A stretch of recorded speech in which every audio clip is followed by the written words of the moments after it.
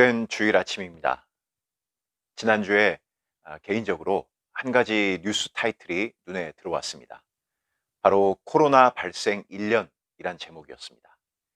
온 국민이 어렵고 힘들게 지낸 시간이 벌써 1년이나 되었구나 하는 생각이 들면서 아직도 현재 진행형이라는 사실이 참 안타까웠습니다. 오늘 우리가 보게 될 본문 안에서 우리는 긴 시간 고통 가운데 지낸 또 다른 사람들의 이야기를 만나게 됩니다. 한번 그 이야기 속으로 들어가 보겠습니다. 1절의 말씀을 보면 여호와의 궤가 블레셋 사람들의 지방에 있은 지 7달이라 이렇게 시작을 하고 있습니다. 하나님의 영광이 이스라엘을 떠났습니다. 그리고 이방 땅 블레셋에서 7개월 동안 하나님의 영광이 머물렀습니다. 그러나 그 7개월은 그들에게 고통의 시간이었고 감당할 수 없는 기간이었다라고 말할 수 있습니다. 앞선 5장에서 우리가 그 내용을 충분히 확인할 수 있었습니다. 한마디로 도저히 이렇게는 못 살겠다 판단을 한 블레셋 사람들이 여호와의 언약궤를 다시 이스라엘 땅에 돌려보내기로 결정을 한 것입니다. 그런데 문제는 어떻게 보내는가 하는 것이었습니다. 이미 여호와라는 신의 능력을 톡톡히 맛봤기 때문에 그냥 대충 보내서는 안 된다는 것쯤은 그들 모두가 공감을 했습니다. 하지만 방법을 몰랐던 것이죠. 그래서 다곤신을 섬기는 제사장들과 복술자들을 불러서 그들이 서로 머리를 맞대고 의논을 해서 내린 결정이 3절에 나오는데 한마디로 속건제 예물을 드려서 돌려보내야 한다. 이렇게 결론이 난 것입니다. 여기 속건제라는 단어가 나옵니다. 조금 낯설 수가 있는데 레위기의 말씀을 보면 이스라엘 백성들이 하나님께 제사 드리며 나아가는 5가지 경우를 소개를 하고 있습니다. 번제, 소제, 화목제, 속죄제, 그리고 속건제입니다. 이 속건제라는 것은 하나님이나 혹은 사람에게 죄를 범했을 때 그 죄를 용서받기 위해 드리는 제사를 가리킵니다. 자, 그렇다면 한 가지 질문이 생길 수 있죠.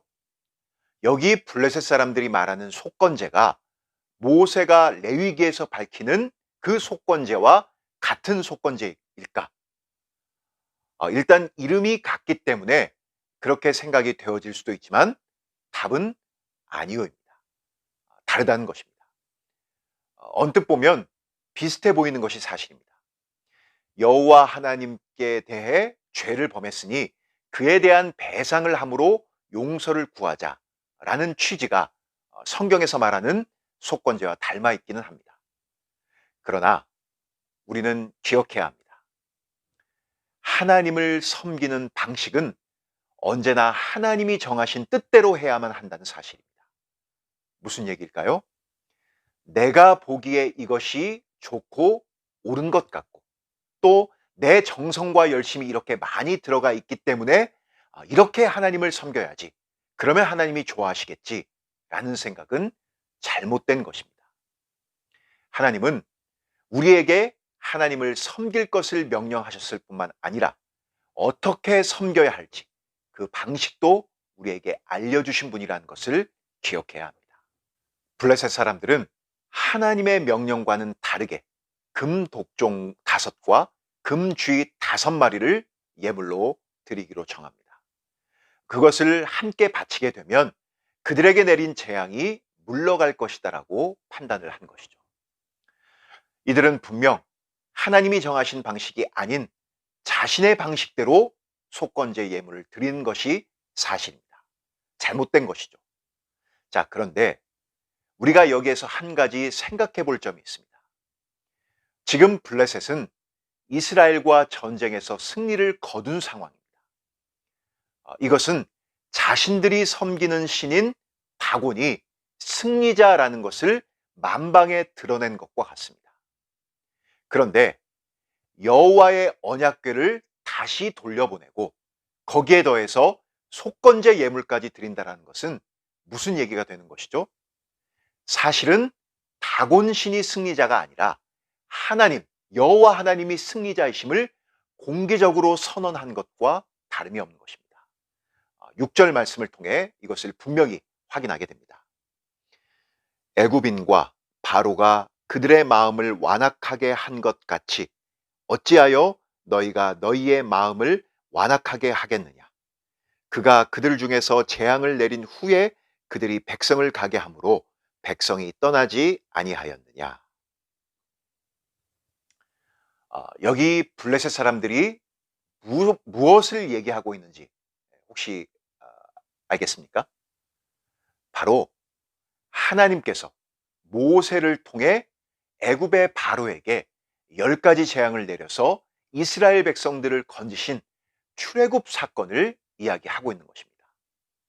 자, 여러분, 지금 무려 400년 이상의 세월이 흘렀음에도 불구하고 아직도 사람들에게, 그것도 이방 사람들에게 이 사건이 회자되고 있다는 그 사실이 참으로 놀랍습니다. 하나님이 행하신 일을 이방인들의 입술에서 고백하고 있다는 것이죠. 이들이 하는 이야기의 요점이 무엇일까요? 바로가 완악하게 버티다가 망한 것처럼 우리는 그렇게 하지 말자는 겁니다. 하나님 앞에 항복하는 것이 우리가 살 길이라고 고백을 하고 있는 것입니다. 오늘 이 사건이 우리에게 주는 흥미로운 사실 한 가지가 있습니다. 하나님의 전능하심과 위대하심, 그리고 그분이 옛적에 행하신 놀라운 일을 고백해야 할 사람들은 실은 블레셋 백성이 아닌 이스라엘 백성들이어야 한다는 점입니다. 그런데 정작 하나님을 섬기는 백성들은 어떻게 하나님이 그들을 애굽 땅에서 인도하셨고 그 능력의 손을 펼쳐 광야를 건너게 하셔서 가나안 땅에 정착하게 하셨는지를 잊고 그분을 떠나 살아가고 있다는 것입니다. 혹시 우리들의 신앙의 모습이 지금 이스라엘 백성들과 같은 것은 아닌지를 우리는 돌아볼 수 있어야 합니다. 하나님은 어제나 오늘이나 변함없으신 분이십니다. 하나님에게 문제가 있지 않다는 것입니다. 언제나 문제는 나에게 있습니다. 하나님을 잊고 그 하나님을 떠나 순종하지 않는 바로 내가 문제인 것입니다. 하나님 없이 살아가는 신자의 삶이란 상상할 수 없습니다. 하나님의 능력을 고백하고 그분을 찬양하는 것이 신자의 마땅한 모습이라는 사실을 오늘 말씀을 통해 반드시 기억할 수 있기를 바랍니다. 그리고 그 하나님의 능력과 위대하심을 오늘 내가 살아가는 삶의 현장에서 꼭 경험할 수 있는 놀라운 은혜가 있기를 간절히 소망합니다. 기도하겠습니다.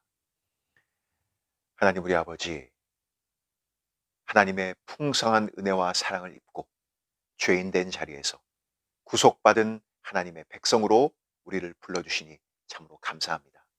그 하나님의 은혜 가운데 살아가는 우리들이지만 때로 하나님을 잊고 하나님 없이 내가 내 삶의 주인이 되어서 그렇게 살아갔던 우리의 완악한 모습을 용서하여 주시옵소서. 오늘 이방인의 입술을 통하여서 하나님의 위대하심이 드러났습니다. 그러나 그들은 그 하나님을 고백하는 것이 하나님으로 인해 고통당하고 하나님 없이 살기를 바라는 마음에서 그렇게 한 잘못된 고백이었습니다. 하나님이 위대하시고 하나님의 살아계심을 고백해야 되는 것은 하나님의 자녀인 바로 우리의 마땅한 모습이 되어야 하는 것을 오늘 말씀을 통해 다시 한번 확인하게 됩니다. 하나님, 우리 중고등부가 마땅히 그러한 하나님의 능력을 고백하는 하나님의 백성으로서의 삶을 힘있게 살아가게 도와주시옵소서. 또한 그렇게 하나님을 살아갈 때 그 하나님의 놀라우심을 맛보아 경험할 수 있는 놀라운 은혜와 복을 허락해 주시옵소서. 하나님, 이제 주어진 한 주간 또 우리의 삶의 현장 가운데 돌아가 살아가게 됩니다. 우리의 삶의 현장, 그 학교에서, 가정에서, 직장에서 모든 삶의 현장 가운데서 하나님과 동행하게 도와주시고 하나님의 뜻대로 힘있게 승리하며 살아갈 수 있는 우리 모든 영국교회 중고등부가 될 수 있도록 하나님께서 은혜와 복을 더하여 주시옵소서. 코로나 사태의 어려움 가운데서도 건강을 지켜주시고 눈동자처럼 우리를 지켜보아여 주시는 그 하나님의 손길을 날마다 경험할 수 있는 우리가 되게 인도하여 주시옵소서. 감사드리며 예수님의 이름으로 기도드립니다. 아멘.